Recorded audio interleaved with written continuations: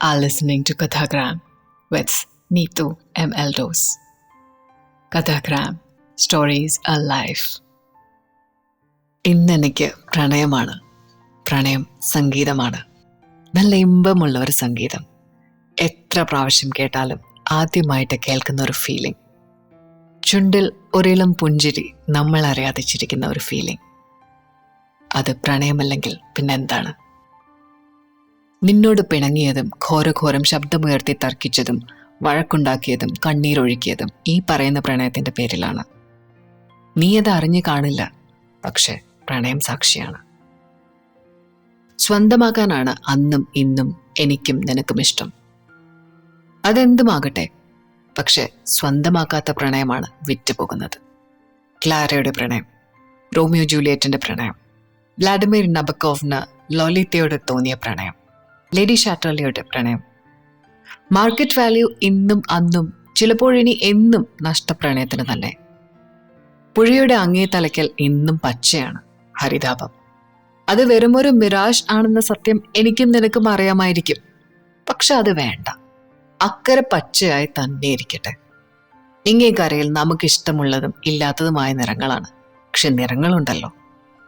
അക്കരെ പച്ചയുടെ കാവ്യാത്മകത അങ്ങനെ തന്നെ നിലനിൽക്കട്ടെ. അതെങ്ങാനും ഇടിഞ്ഞു പൊളിഞ്ഞില്ലാതെ ആയാൽ പിന്നെ യാഥാർത്ഥ്യങ്ങളെ നേരിടേണ്ടി വന്നാലോ? എല്ലാവരും പറയുന്നത് പോലെ മണ്ടെയിൻ ലൈഫ്, എന്റെയും നിന്റെയും സാധാരണ ജീവിതം. സ്വൈപ്പുകളിൽ ഒതുങ്ങുന്നതാണ് ഇന്നത്തെ പ്രണയം. വളരെ പ്രാക്ടിക്കലായ പ്രണയം, ഡിഫൈൻഡ് കണ്ടീഷൻസിൽ ഒതുങ്ങുന്ന പ്രണയം. പ്രണയമല്ല, പ്രണയങ്ങളാണ്. ഇന്നത് നിന്നോടാണെങ്കിൽ നാളെ അവളോടോ അവനോടോ അവരോടോ ആകാവുന്ന പ്രണയം. പ്രണയവർണ്ണങ്ങൾ.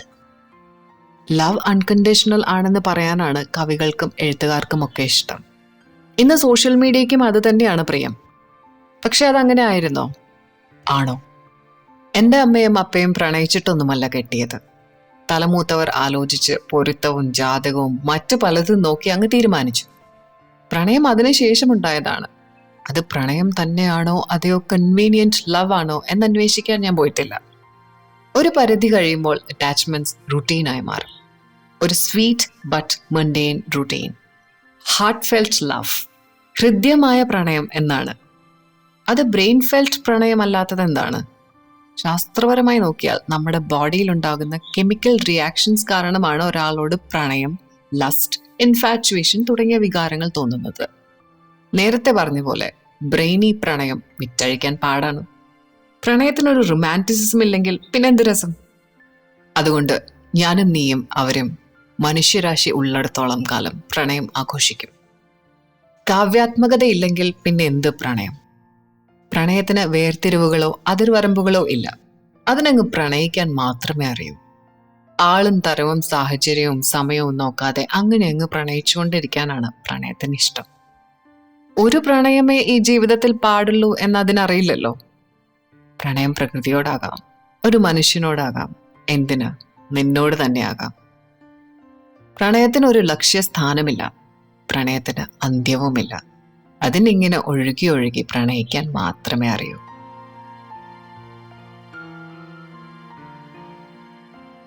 പ്രണയം എത്ര പറഞ്ഞാലും എത്ര കേട്ടാലും മതി വരാത്ത ഒരു ഇമോഷൻ. അപ്പൊ അതുപോലെ പ്രണയത്തെ പറ്റിയും ജീവിതത്തെ പറ്റിയും വാതോരാതെ സംസാരിക്കുന്ന ഒരാളാണ് അജിത് മോഹൻ. സ്കൂളിൽ എൻ്റെ സീനിയർ ആയിരുന്നു, എഴുത്തുകാരനാണ്. അജിത് ഏട്ടൻ എഴുതിയ കവിതാ സമാഹാരമാണ് ലവർ സിറോസിസ്. ലിവർ സിറോസിസ് അല്ല, ലവർ സിറോസിസ്. അപ്പൊ അജിത് ഏട്ടന് എന്താണ് പ്രണയത്തെ പറ്റി പറയാനുള്ളതെന്നൊന്ന് കേൾക്കാം. ഈ പ്രണയം എന്ന് പറയുന്നത് ഒരുപാട് ചില്ലകളുള്ള ഒരു വലിയ തണൽ മരമാണ്. നമ്മൾ മനുഷ്യരോ ആവശ്യത്തിനനുസരിച്ച് ഏത് മരത്തെയും ചെറുതാക്കി നമ്മുടെ പൂന്തോട്ടത്തിലോ സ്വീകരണ മുറിയിലോ ഒക്കെ വെക്കുന്ന ബോൺസായി അറിയുന്നവരും. ഇനി പ്രണയത്തെക്കുറിച്ചുള്ള എൻ്റെ ഒരു കവിത. ഏതു നിറം കൊണ്ടാണ് നീ എന്നെ അടയാളപ്പെടുത്തുക എന്നവൾ ചോദിച്ചു. അവൻ ആകാശത്ത് 7 വരകൾ വരച്ചു. പിന്നീട് ആരൊക്കെയോ അതിനെ മഴവില്ലെന്ന് വിളിച്ചു. അവർ മാത്രം പ്രണയമെന്നു.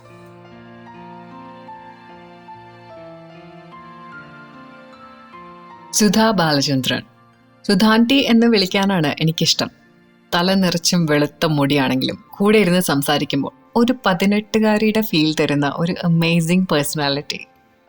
റിട്ടയർ ആയെന്ന് വിചാരിച്ച് വീട്ടിൽ കുത്തിയിരിക്കുന്ന ഒരാളല്ല കേട്ടോ, ഒരു കുഞ്ഞു ബിസിനസ്സുകാരിയാണ്. സിനിമയെയും ജീവിതത്തെയും സാഹിത്യത്തെയും അങ്ങേയറ്റം സ്നേഹിക്കുന്ന നല്ലൊരു സെൻസ് ഓഫ് ഹ്യൂമറുള്ള ഒരു വ്യക്തിത്വം. കോളേജ് അധ്യാപികയായിരുന്നു. സുധാന്റിക്ക് എന്താണ് പറയാനുള്ളതെന്ന് കേൾക്കാം. എന്താണ് സ്നേഹം? എന്തൊക്കെ തരം സ്നേഹങ്ങളാണ് ഈയിടെ കണ്ടുവരുന്നത്? വെട്ടിക്കൊല്ലുന്ന സ്നേഹം, ഞെക്കിക്കൊല്ലുന്ന സ്നേഹം, അമ്ലാഭിഷേകം ചെയ്യുന്ന സ്നേഹം.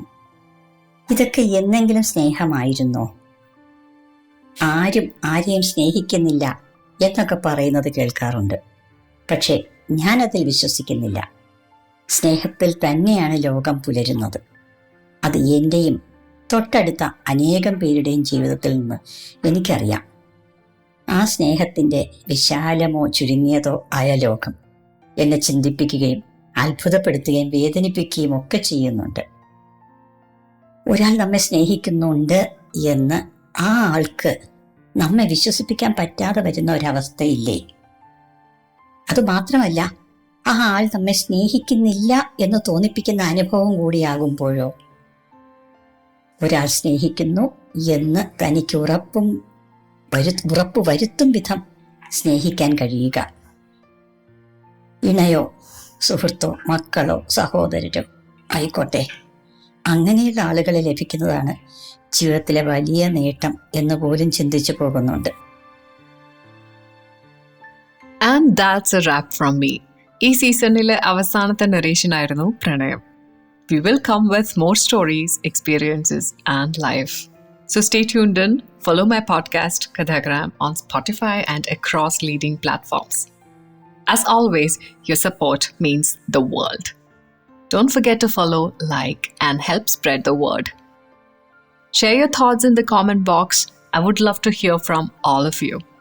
So for now, it's a goodbye from me. I'm Neetu, signing off. Stay tuned for more.